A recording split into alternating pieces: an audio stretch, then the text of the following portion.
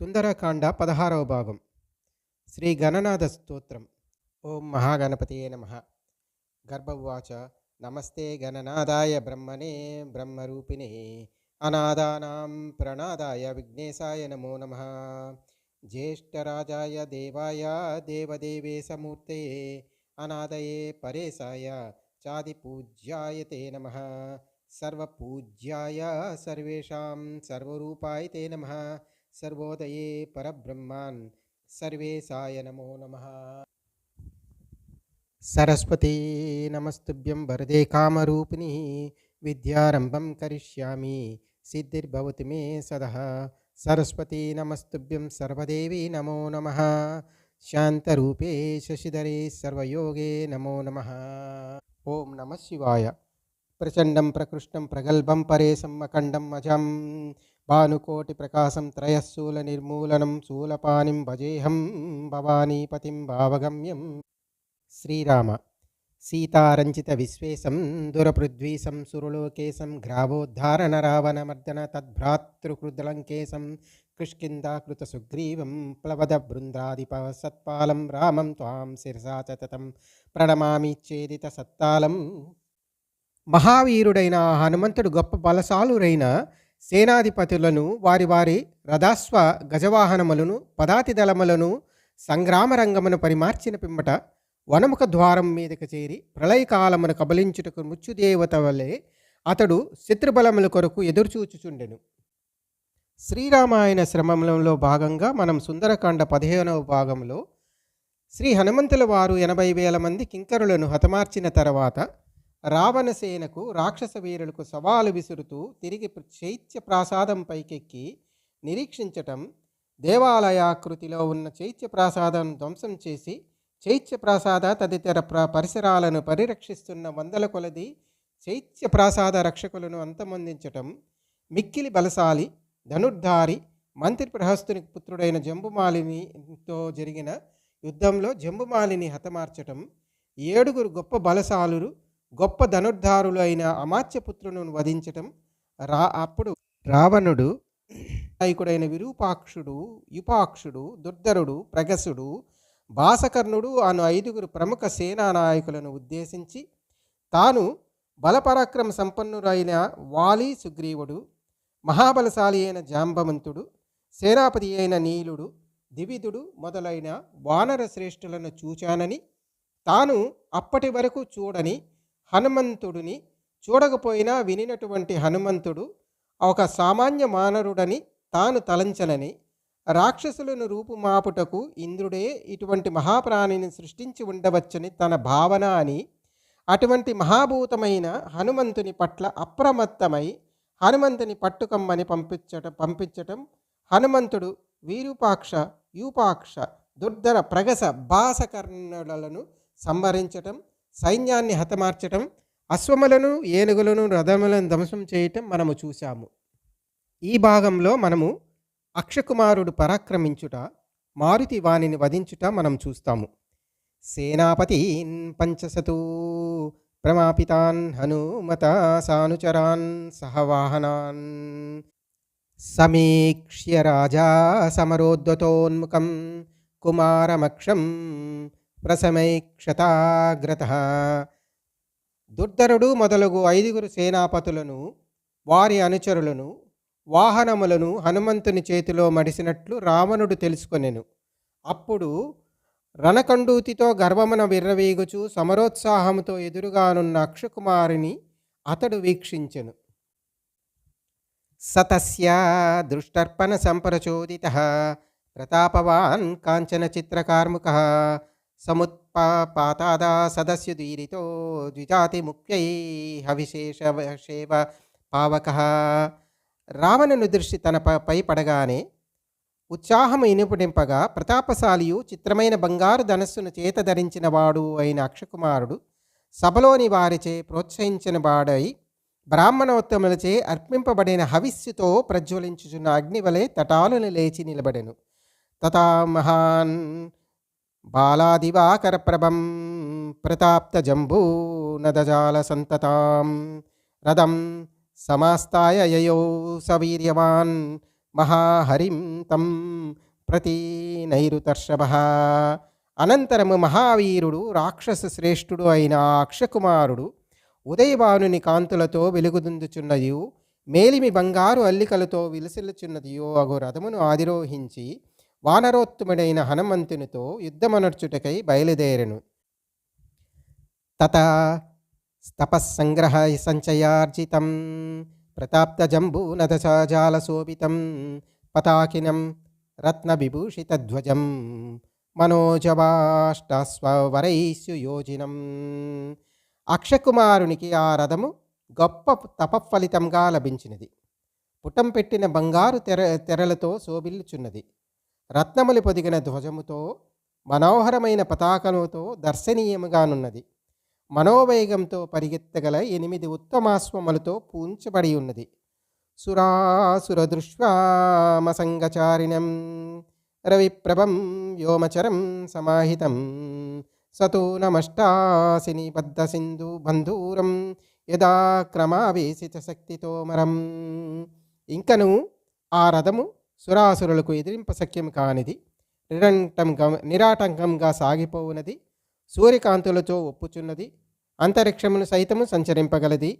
సముచిత స్నానములందు అమ్ముల పొదులతో 8 కత్తులతో శక్తి తోమరములతో అలరారుచు సర్వసిద్ధమై ఉన్నది. సపూరయన్ కంచమహీం చసాలం తురంగమాతంగ మహారథస్వన్నై బలై సమేతై సహీ తోరణసితం సమర్థమాసీనముపాగమత్ కపీం. హయగజ మహారథముల సభలతో భూమి ఆకాశములను పర్వతములను ప్రతిధ్వనింపజేయుచు సకల బలములతో కూడిన ఆ అక్షకుమారుడు వనముఖ ద్వారంపై ఆసీనుడై ఉన్న విద్యావిశారదుడగుడు హనుమంతుని సమీపించెను. సతాతమన్యూ ప్రసమీక్ష్య విక్రమం స్థిరం స్థిత సంయాతి దుర్నివారణం సమాహితాత్మ హనుమంతమాహవే ప్రచోదయామాస సరైస్త్రిభిస్థితై. ఆ అక్షకుమారుడు యుద్ధమును ఎదురులేని స్థిరమైన పరాక్రమం గల హనుమంతుని చూచి క్రుద్ధుడయ్యను. క్రమంగా యుద్ధమున స్థిరంగా నిలిచిన వాడై ఏకాగ్ర చిత్రంతో అతడు వాడి అయిన 3 బాణములు ప్రయోగించి ఆ కపివరుని యుద్ధమునకు కవ్వించెను. రరాస భూమిర్న తతాప భానుమాన్ బభౌ నవాయు ప్రచచాల చాచల కపే కుమారస్య చ వీక్ష సంయుగం ననాద చద్యౌరుదిదక్ష్యా చుక్షుభే. హనుమంతుడు అక్షకుమారుడు జరుపుతున్న ఘోర యుద్ధమును చూచి భూమి దద్దరిల్లెను. సూర్యుడు తాపమును ప్రసరింపచేయుట మానెను. వాయువు వీచుట నిలిపెను. పర్వతం మిక్కిలి చలించెను. ఆకాశము ధ్వనించెను. సముద్రము క్షోభకు లోయనయ్యను. తతస్య వీరసుముఖాన్ పతత్రిణః సువర్ణపుంకాన్ సవిశోనీవోరగాన్ సమాధి సంయోగ విమోక్షతత్వత్విత్ శరానదత్రీన్ కపిమూర్ణ పాతయత్. బాణములను లెక్కుపెట్టులలోనూ వాటిని గురి తప్పకుండా ప్రయోగించుటలోనూ సమర్థుడైన ఆ అక్షకుమారుడు మొలదేలివి ఉన్నవి, రెక్కలు గలవియు, బంగారు పిడులు గలవియు, విషసర్పం వల్లే ఒప్పుచున్నవి అయిన 3 బాణములతో హనుమంతుని శిరస్సుపై కొట్టెను. సతై సరైర్మూర్తి సమం నిపాతితై క్షరన్న సృగ్దిగ్ధ వివృత్తలోచన నవోదితాదిత్య నిపస్సరాంసుమాన్ వ్యరాజితాదిత్య ఇమాంసు మాలిక. ఒకేసారి 3 బాణములు వచ్చి శిరస్సుపై దెబ్బతీయగా హనుమంతుని తల నుండి రక్తధారలు స్రవించెను. అతడు రక్తంతో తడిసిన గుండ్రని కన్నులు గలవాడై ఉదయించుచున్న సూర్యుని వలె విరాజిల్లుచుండెను. ఆ మారుతి శరముల నుండి కిరణములతోడి కూడి ఆదిత్యుని వలె విలసిల్లుచుండెను. తత ప్లవంగాధిప మంత్రి సత్తమః సమక్ష్య తం రాజవరాత్మజం రణే ఉదాగ్రచ చిత్రాయుధ చిత్రకార్ముకం ఝాష్య చాపూర్వతా చాహవోన్ముఖ. అక్షకుమారుడు చిత్ర విచిత్రములైన ఆయుధములతో ధనుర్బాణములతో యుద్ధ సన్నద్ధుడై కథన రంగమున నిలిచి ఉండెను. అతనిని చూచి వానరరాజైన సుగ్రీవునకు మంత్రియగు హనుమంతుడు హర్షములతో పొంగిపోయెను. వెంటనే అతడు రణోత్సాహంతో ఆ శరీరమును పెంచెను. తతస్సబాణ సచిత్రకార్మికः శరప్రవర్షో ఇద రాక్షసాంబుధः శరాన్మోచాసు హరిస్వాచరాచలే బాలాహతోకో వృష్టిమా వాచలోత్తమే. పిమ్మట విల్లు అనడి ఇంద్రధనుస్సు కలిగి బాణవులనుడికి వర్షము కలిగిన అక్షకుమారుడని మేఘము యుద్ధరంగమన హనుమంతునడని పర్వతంపై మేఘము ఒక మహాగిరిపై వర్షధారను కురిసినట్లు శీఘ్రంగా బాణములను కురిపించి సబాలా భావాద్యుదీ వీర్యదర్పిత ప్రవృద్ధమన్యూ క్షతజోపమేక్షణ సమాసాదా ప్రీతిమం కపిమ్రణే గజామహాకూపమివావృతం తృణై.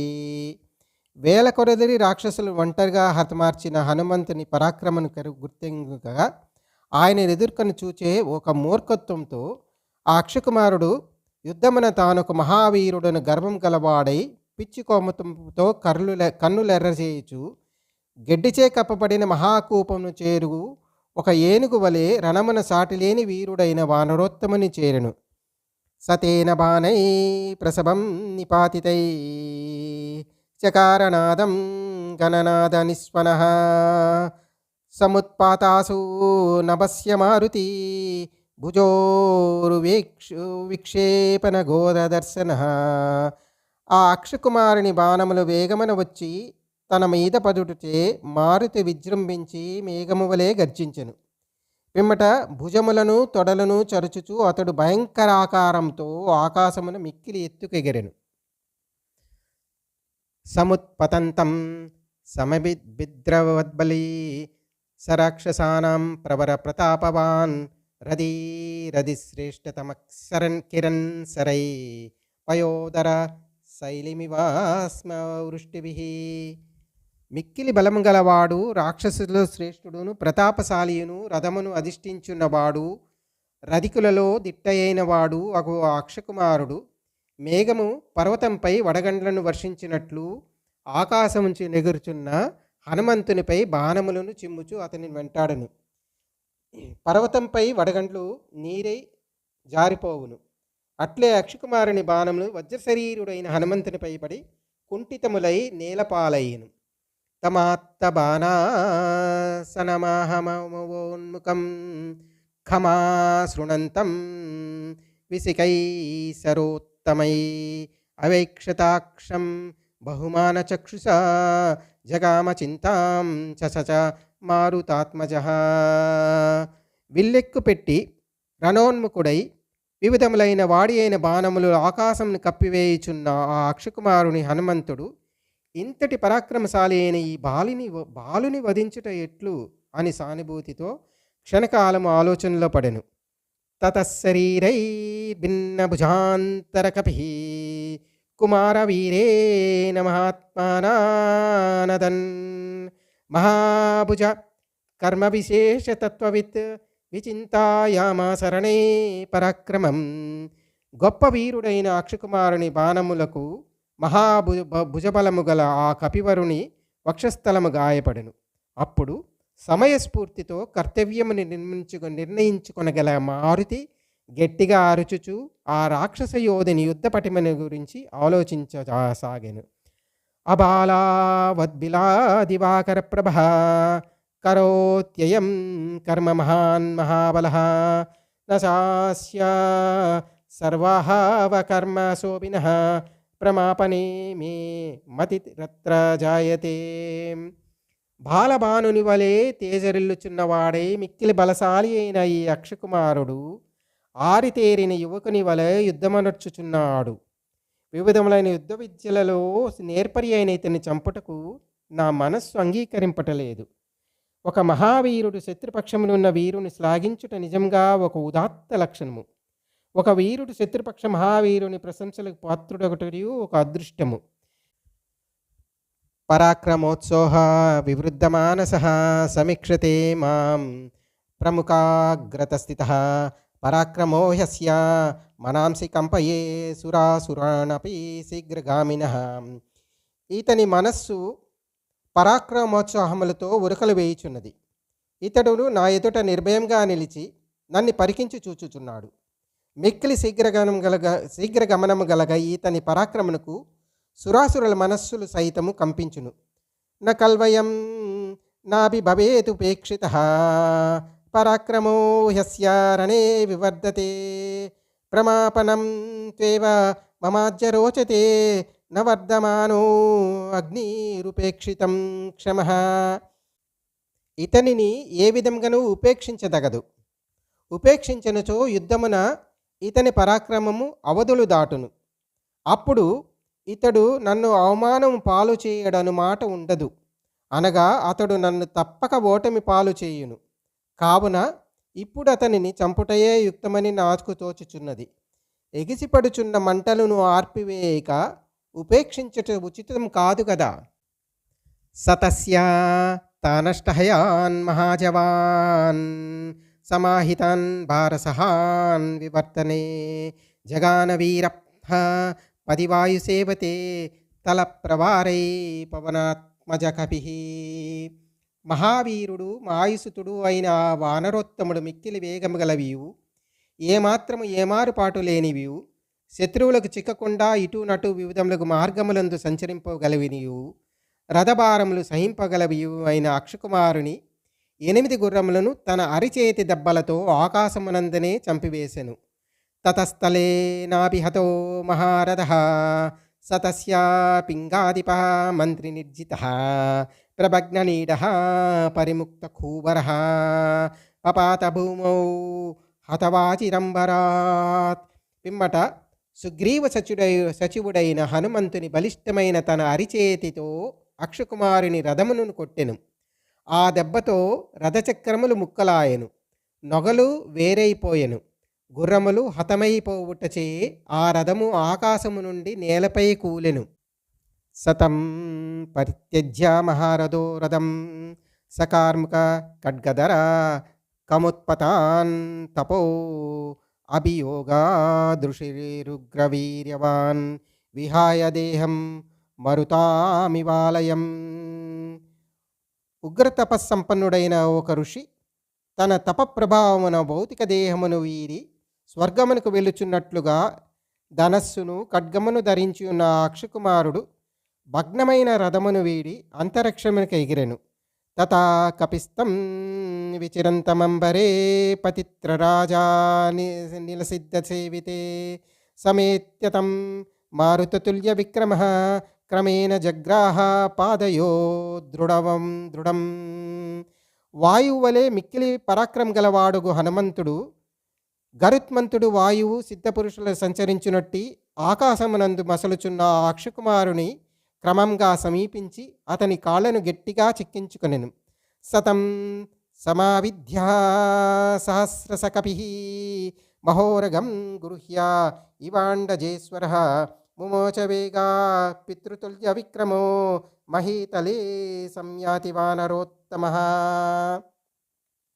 తన తండ్రి అయిన వాయువు వలె మహాపరాక్రమశాలి అయిన హనుమంతుడు గరుత్మంతుడు మహాసర్పమును గ్రహించినట్టు ఆ అక్షకుమారుని పట్టుకొని పెక్కుమార్లు గిరగిర తిప్పి యుద్ధరంగమున వేగముగా నేలకేసి కొట్టాడు. మహర్షి బిశ్చక్రచరై మహావ్రతై సమేత్య భూతైశ్చ సయక్ష పన్నగై సురైశ్చ సేంద్రియ భృతాస జాత విస్మయై హతే కుమారే సకైపీర్నిరీక్షితై. ఆ వానరోత్తముడు అక్షకుమారుని నలిపి అతనిని భూమిపై పడునట్లు చేసి రాక్షస రాజైనను రావణునకు మిక్కిలి భయమును కలిగించెను. హనుమంతుడు అక్షకుమారుని హతమార్చుచుండగా జ్యోతి చక్రమున సంచరించుచు వ్రతనియమములు పాటించు మహర్షులు, యక్షులు, నాగులు, ఇతర ప్రాణులు, ఇంద్రుడు మొదలగు దేవతలు మిక్కిలి విస్మయముతో అతనిని వీక్షించిరి. నిహత్యాతం వజ్రిసుతోపమప్రభం కుమారమక్షం క్షతజోపమేక్షణః తదేవ వీరో అభిజగామతోరణం కృతక్షణ కాల ఇవ ప్రజాక్షయే.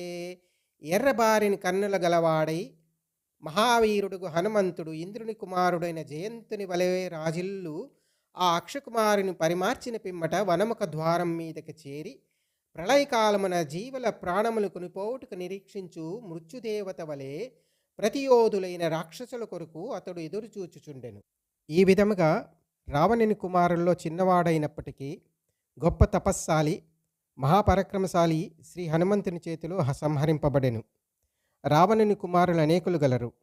వారిలో త్రిశరుడు, అతికాయుడు, నరాంతకుడు, దేవాంతకుడు అన్నవాళ్ళు కూడా కలరు. శ్రీ హనుమంతుని చేతిలో దేవాంతకుడు, త్రిశరుడు నిహతులవటం మనం యుద్ధకాండలో చూస్తాము. అలాగే లక్ష్మణుని చేతిలో బ్రహ్మాస్త్రంచే అతికాయుడు అనే గొప్ప పరాక్రమశాలి హతుడవటం కూడా చూస్తాము. రావణుని సోదరులైన యుద్ధోన్మత్తుడు, మహాపార్శ్వుడు, మత్తుడు, మహోదరుడు అన్నవారు కూడా రావణుని పుత్రులతో యుద్ధానికి రావటం మనం యుద్ధకాండలో చూస్తాము. తదుపరి ఆడియోలో మనం మహాపరాక్రమశాలి, తపస్సంపన్నుడు, అనేక వరాలు పొందిన ఇంద్రజిత్తు లేక మేఘనాథుడు హనుమంతునితో యుద్ధానికి రావటం, రావణుని దగ్గరికి స్వయంగా వెళ్ళాలని శ్రీరామ సందేశం, సుగ్రీవ సందేశం అందచేయాలని ఎదురు చూస్తున్న హనుమంతునికి అటువంటి అవకాశం రావటం కూడా మనం చూస్తాము. స్వస్తి. సర్వే జన సుఖినో భవంతు. లోకా సమస్త సుఖినో భవంతు. శ్రీరామ రక్ష సర్వ జగద్రక్ష.